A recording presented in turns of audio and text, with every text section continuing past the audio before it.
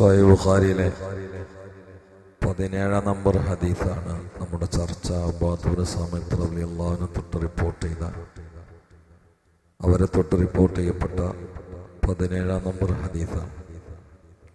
നബി സല്ലല്ലാഹു അലൈഹി വസല്ലം പറഞ്ഞു, ബായിഊനി, നിങ്ങൾ എന്നോട് എന്നെ ബൈഅത്ത് ചെയ്യുക. അലാ അല്ലാ തുശ്രികു ബില്ലാഹി ശൈഅൻ വലാ തസ്രിഖു വലാ തസ്നു വലാ തഖ്തുലു ഔലാദകും വലാ തഅതു ബിബുർഹാനിൻ തഫ്തറൂനഹു ബൈന ഐദീകും വഅർജുലികും വലാ തഅസു ഫി മഅറൂഫ് ഫമൻ വഫാ മിൻകും ഫഅജ്റുഹു അലല്ലാഹ് വമൻ അസാബ മിൻ ദാലിക ശൈഅൻ ഫഊഖിബ ഫിദ്ദുനിയ ഫഹുവ കഫാറത്തുല്ലാഹ് വമൻ അസാബ മിൻ ദാലിക ശൈഅൻ ثم സതറഹു അല്ലാഹ് ഫഹുവ ഇലല്ലാഹ് വഇൻ ശാഅ അഫാ അൻഹു വഇൻ ശാഅ ഊഖിബ ഫബായഅനാഹു അലാ ദാലിക. ഇതാണ് ഹദീസ്. അതിൽ അലാ അല്ലാ തുശ്രികു ബില്ലാഹി ശൈഅൻ എന്ന ഭാഗമാണ് ഇന്നലെ വിശദീകരിച്ചത്. വലാ തസ്രിഖു, നിങ്ങൾ മോഷ്ടിക്കാനും പാടില്ല. വലാ തസ്നു, നിങ്ങൾ വ്യഭിചരിക്കരുത്. വലാ തഖ്തുലു ഔലാദകും, നിങ്ങൾ മക്കളെ കൊല്ലുകയും ചെയ്യരുത്.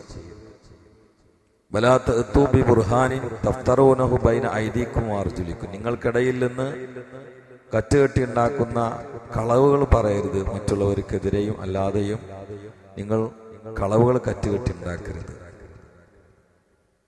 വലാ തഅസു ഫി മഅറൂഫ്, ദീനിൽ അറിയപ്പെട്ട കൽപ്പനകൾക്ക് വിരുദ്ധമായി നിങ്ങൾ പ്രവർത്തിക്കുകയും ചെയ്യരുത്.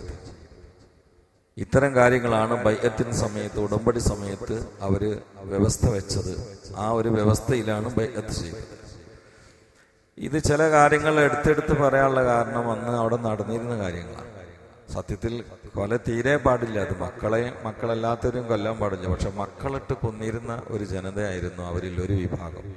അതെന്നെ പെൺകുട്ടികളാണെങ്കിൽ പ്രത്യേകിച്ച്. ഖുർആനെ ഉദ്ധരിച്ചത് വെറുതെ അല്ലല്ലോ. ചില ഗോത്രങ്ങളുടെ ഏർപ്പാടാണെങ്കിലും വിഷയം ഗൗരവമാണ്. അതുകൊണ്ടല്ല ഖുർആൻ അത് പ്രത്യേകിച്ച് പറഞ്ഞത്. അതല്ല വജൂ മുസ്വദ്ദൻ എന്ന് പറഞ്ഞ് വെറുതെ അല്ലല്ലോ. പെൺകുട്ടികളായി പിറന്നെന്ന് കേട്ടാൽ സ്വന്തം പിതാക്കന്മാരുടെ മുഖം മാറുന്ന ഖുർആൻ പറയും. സ്വന്തം വാപ്പാരെ മുഖം മാറും. ഭാര്യ പ്രസവിച്ചത് പെൺകുട്ടിയാണെന്ന് പറഞ്ഞാൽ എന്നിട്ട് പച്ചക്ക് ആ കുട്ടിനെ കൊണ്ടുപോയിട്ട് ജീവനോട് കുഴിച്ചു മൂടുന്ന കാലമായിരുന്നു. അതുകൊണ്ടാണ് അങ്ങനെ ചില വാക്കുകൾ ഈ ഹദീസിൽ വരാൻ കാരണം. വലാ തസ്രിഖു, നിങ്ങൾ മോഷ്ടിക്കരുത്. അന്ന് അതിന്റെ ഒരു കൾച്ചർ, മോഷണം എന്നുള്ളത്, മോഷണം ചൂഷണം ഒരു വിഷയമല്ല നടന്നിരുന്ന കാലമാണ്. ഇന്ന് നമ്മൾ വേരേട്ട റളിയല്ലാഹു അൻഹു എന്നല്ലെന്ന് പല ആളുകളും മോഷണങ്ങൾക്ക് നേതൃത്വം കൊടുത്തിരുന്ന ആളുകളാണ്. ഗ്രാമങ്ങളെ പാതിരാവിൽ പോയിട്ട് കൊള്ളയടിച്ചിരുന്ന ആളുകളാണ്. അവരെ വരെ വെക്കുമ്പോഴേ നമ്മളൊന്ന് റളിയല്ലാഹു അൻഹു എന്നുള്ളത്. അത് മോഷണം അവർക്ക് ജീവിത ശൈലിയായിരുന്നു. മോഷണം അവരുടെ ജീവിത ഉപാധിയായിരുന്നു. അതുകൊണ്ടാണ് അവിടെ മോഷ്ടിക്കരുത്, കക്കരുത് എന്നൊക്കെ പ്രത്യേകിച്ച് പറയാൻ കാരണം. വലാത്തസ്നു, വിചാരം പട്ടാപകന്റെ പരസ്യമായി ഒരു വിഷയമല്ലാത്ത കാലമായിരുന്നു. ഒരു വേള പരിശുദ്ധ കഅബ മന്ദിരത്തിന്റെ ചുറ്റുഭാഗത്ത് പോലും നൃത്തമാടിയിരുന്നു. ആണും പെണ്ണും കൂടിക്കലർന്ന് നൃത്തമാടിയിരുന്നു. വിചാരം നടത്തിയിരുന്നു.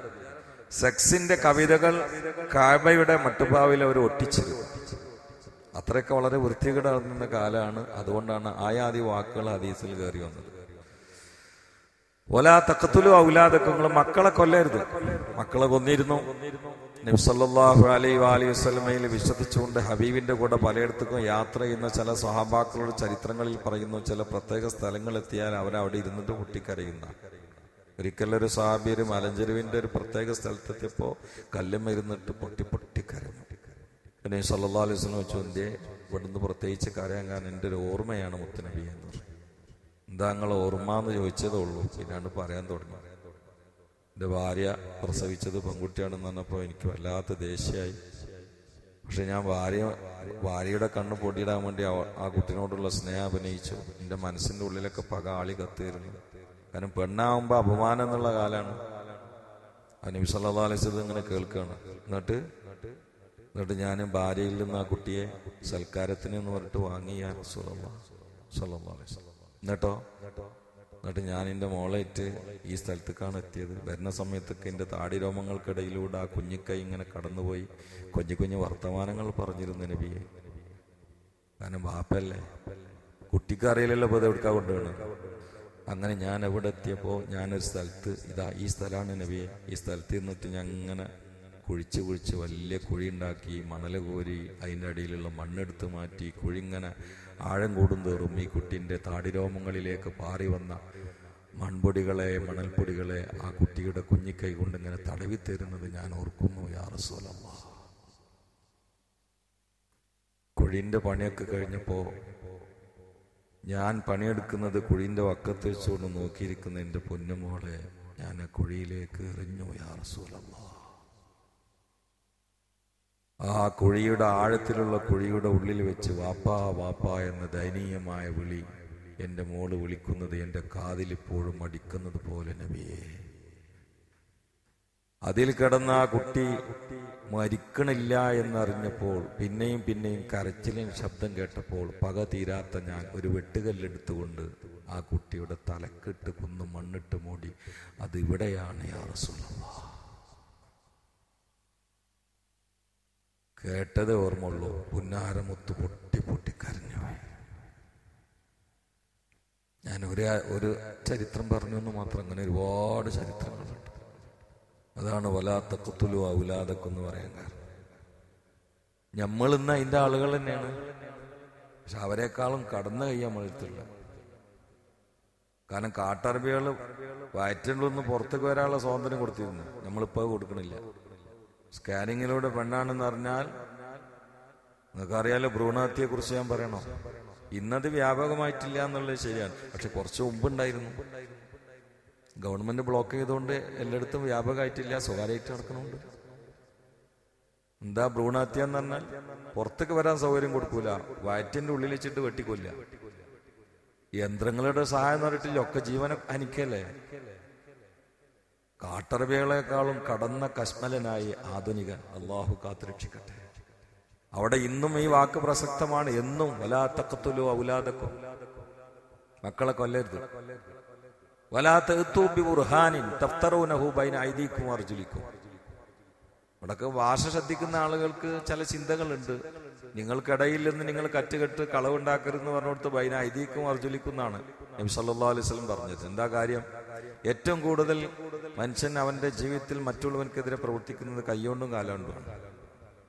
കൈയും കാലും, അതുകൊണ്ടാണ് ആ രണ്ട് അവയവങ്ങളെ പ്രത്യേകിച്ച് പറയാൻ കാരണം. അല്ലെങ്കിലോ കൈയിന്റെയും കാലുകൾക്കിടയിൽ നിന്നാണ് ഇവിടെ വാക്കുപയോഗിച്ചത്, ഉദ്ദേശം നിങ്ങൾക്കിടയിൽ നിന്നാണ്. പക്ഷേ ഈ കൈയിന്റെയും കാലിന്റെ ഇടയിലാണല്ലോ കൽബുള്ളത്, തീരുമാനങ്ങളൊക്കെ വരുന്ന ഇവിടുന്നാണ്. അതുകൊണ്ടാണ് അങ്ങനെ വാക്ക് വന്നത്. ഞാൻ ഓരോ പ്രയോഗങ്ങളെ വേർതിരിച്ചുകൊണ്ട് വിശദീകരിക്കുന്നില്ല. അപ്പൊ നിങ്ങൾക്കിടയിൽ മറ്റുള്ളവരെ കൊടുക്കാനോ അല്ലാതെ കറ്റുകെട്ടിയിട്ട് കളവുണ്ടാക്കി പറയുന്നത്. ചില അബദ്ധങ്ങളൊക്കെ പറഞ്ഞു വിട്ടേക്കാം, പക്ഷെ നമ്മളായിട്ട് കളവുണ്ടാക്കരുത്. വലാ തഅസൂ ഫിൽ മഅറൂഫ്, അറിയപ്പെട്ട കാര്യങ്ങൾക്ക് വിരുദ്ധമായി അള്ളാഹ്ക്കെതിരായിട്ട് ചെയ്യരുത്. എന്നിട്ട് ഇനി ഒന്ന് രണ്ട് കാര്യങ്ങൾ ഈ ഹദീസിൽ പറയുന്നുണ്ട്, അത് നാളെ നമുക്ക് പറയാം. ഇന്ന് നമ്മളെ കാലിയർക്ക് ഇവിടെ സ്വീകരണമുണ്ട്. നമ്മളെ കാലിയരാണ് സമസ്തന്റെ. ഒന്നും മറച്ചിക്കാതെ പറഞ്ഞാലല്ലേ, ചില കാര്യങ്ങൾ മറച്ചിച്ചൊന്നും തോന്നണ്ട. സമസ്തന്റെ ഒരു സമ്മേളന പ്രചരണ ജാഥയാണ്, അതിന്റെ ക്യാപ്റ്റൻ നമ്മളെ കാലിയരാണ്. അപ്പൊ അതിന്റെ സമാപന സമാഗമം നമ്മുടെ നാട്ടിൽ വെച്ചുകൊണ്ട് ആക്കാമെന്ന് നേതാക്കൾ, എന്തൊക്കെ അവർക്ക് വലിയൊരു പ്രതീക്ഷ ഉണ്ടാവും, ഇവിടെ ആള് കൂടുന്ന അതായിരിക്കും. അപ്പൊ അങ്ങനെ തീരുമാനിച്ചതിന്റെ ഭാഗമായിട്ട് ഇൻഷാ അല്ലാഹ് മഗ്‌രിബിക്ക് കാലിയർ എത്തുന്നതാണ് അല്ലേ? അങ്ങനല്ലേ? എത്തുന്നതന്നെ. എത്തിയില്ലെങ്കിൽ ഞാൻ ഉത്തരവാദിയല്ല കേട്ടോ, അത് ഞങ്ങൾ നോക്കണത്. ഇനി അഥവാ എത്തിയില്ലെങ്കിൽ എല്ലാവരും യൂസുഫാൻ നോക്കിയാൽ മതി. മൂപ്പരെ തങ്ങളെപ്പോഴാ എത്തുക? മാരിസ്വാരം കഴിഞ്ഞ വാർഡ് പാലറ്റിന്റെ അവിടെ തങ്ങളെത്തും. അവിടുന്ന് എന്താ ദഫ് അടിച്ചിട്ടോ? ദഫും എന്തൊക്കെ കുറച്ചക്കറ എന്താ നമ്മളെ മറ്റേ ഇന്നലെ മിഞ്ഞാനും പോയ സൈസല്ല, മര്യാദക്ക് ഉള്ളത്, മനസ്സിലായില്ലേ? അല്ല ഇനിയിപ്പോൾ അങ്ങനെ കരുതിയിട്ട് ആരും ഇതൊക്കെ കെട്ടിക്കാണ്ട് വരാൻ നിൽക്കണ്ട, അങ്ങനെയല്ല, മര്യാദക്ക് അങ്ങോട്ട് കൊണ്ടുവരും ഇൻഷാ അല്ലാഹ്. അപ്പം അതിൽ പങ്കെടുക്കാൻ പറ്റുന്ന ആളുകളൊക്കെ ഇൻഷാ അല്ലാഹ് പങ്കെടുക്കുക. പിന്നെ എന്താ ഈ ചങ്ങായിക്ക് എന്തൊരു അവാർഡ് എന്നാണ് സർട്ടിഫിക്കറ്റ്. ബാക്കി പൈസ എവിടെയൊന്നും വയ്ക്കാൻ നിൽക്കണ്ട, മനസ്സിലായില്ലേ? അങ്ങനെ എന്തോ തരുന്നുണ്ടെന്ന് പറഞ്ഞിട്ട്, അപ്പോൾ ഇൻഷാ അല്ലാഹ് അതിലൊക്കെ പങ്കെടുക്കാൻ പറ്റുന്ന ആളുകളൊക്കെ പങ്കെടുക്കാം. ഇൻഷാ അല്ലാഹ് ഉത്തരവ് വിജയിപ്പിക്കട്ടെ. സല്ലല്ലാഹു അലാ മുഹമ്മദ് സല്ലല്ലാഹു അലൈഹി വസല്ലം. സല്ലല്ലാഹു അലാ മുഹമ്മദ് സല്ലല്ലാഹു അലൈഹി വസല്ലം. اللهم صل على محمد يا رب صل عليه وسلم. الحمد لله رب العالمين. اللهم صل على سيدنا محمد وعلى ال سيدنا مولانا محمد.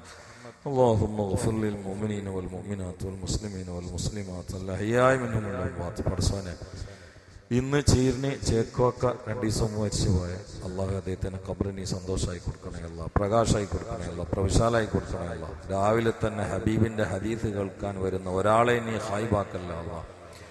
ഞങ്ങൾ ആരുടെയെങ്കിലൊക്കെ മരണം അടുത്തെങ്ങാണ്ടും ആക്കിയിട്ടുണ്ടെങ്കിൽ ഈ സദസ്സിന്റെ വർക്കത്ത് കൊണ്ട് അത് കുറച്ചുകൂടി ആയുസ് സുദീർഘാക്കി തരണേ അല്ല. അതിനിടയിൽ നിന്നെ തൃപ്തിപ്പെടുത്താനുള്ള അമലുകൾക്ക് തൗഫീഖ് നൽകണേ അല്ല. മക്ക മദീനകളിൽ എത്തിക്കണേ അല്ല. അതിന്റെ തടസ്സങ്ങളിൽ നിന്ന് രക്ഷപ്പെടുത്തണേ അല്ല. മനസ്സ് തകർന്നു കഴിയുന്ന ആളുകളെ നീ സ്വാസ്ഥ്യതയിൽ നിന്ന്, അസ്വസ്ഥതയിൽ നിന്ന് സ്വാസ്ഥ്യതയിലേക്ക് നീ വഴിമാറ്റണേ അല്ല. അതിന്റെ മാർഗങ്ങളൊക്കെ തുറന്നു കൊടുക്കണേ അല്ല. കച്ചവടക്കാർക്ക് ഖൈറും ബർക്കത്തും നൽകണേ അല്ല. രോഗികൾക്ക് ശാന്തി നൽകണേ അല്ല, സമാധാനം നൽകണേ അല്ല. അള്ളാഹുവെ, ക്ഷീണമുള്ളവർക്ക് മാറ്റിക്കൊടുക്കണേ അല്ല. കുടുംബത്തിൽ രോഗം കൊണ്ടും മറ്റും പരീക്ഷിക്കപ്പെടുന്ന ആളുകൾക്ക് മോചനം നൽകണേ അല്ല. അള്ളാഹുവെ, ഞങ്ങൾക്കൊക്കെ സന്തോഷത്തോടെ ആഫിയത്തോടെ നിന്റെ ദീനിന് ഖിദ്മത്ത് ചെയ്തുകൊണ്ട് ജീവിച്ച അവസാന ആഖിബത്ത് നന്നായി മരിക്കുന്ന പട്ടികയിൽ പെടുത്തണേ അല്ല.